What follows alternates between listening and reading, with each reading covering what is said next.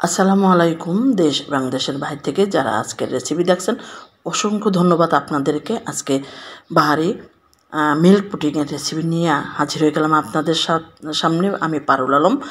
আমার নিজের চোখের বিশ্বাস করতে পারিনি এত সুন্দর এত টেস্টি একটা পুডিং বানাতে পারবো। আপনাদের সাথে একটু শেয়ার করলাম। যদি ভালো লাগে অবশ্যই পারুল আলমের কিচেন ফেসবুক পেজ দুটাই ফলো এবং সাবস্ক্রাইব করে পাশে রাখবেন এরকম মজাদার রেসিপি দেখার জন্য। যে বন্ধুরা জানেন না এখন শিখে নিন ঝটপট করে। এখানে 2 গ্লাস পানি দিলাম, আপনারা লিকুইড দুধও দিতে পারেন। তারপরে 3/4 কাপ মিল্ক পাউডার আর 3/4 কাপ চিনি দিয়ে ভালো করে মিশিয়ে নিলাম। আগার আগার পাউডার একদম সহজ রেসিপি।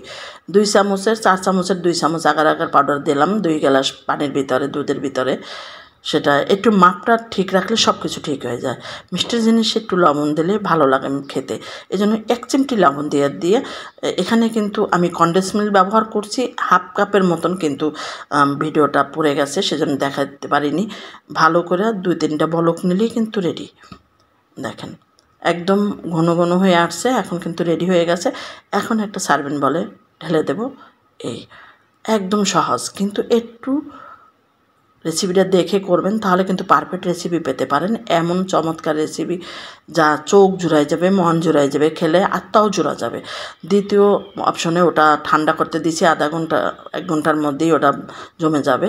এখানে 1 গ্লাস পানির মধ্যে 1 চামচ আগার আগার পাউডার দিয়ে দিলাম, 3/4 কাপ চিনি দিলাম, দিয়ে একটু লবণ দিয়ে মিশিয়ে নিলাম।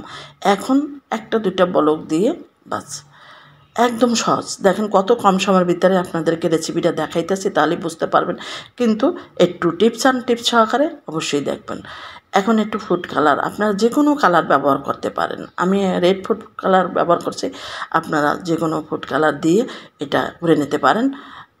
এই দেখেন কতটা শক্ত হয়েছে, জমে গেছে। এখন আমি ওই কালার দেওয়ার মিশ্রণটা এখানে ঢেলে দেব।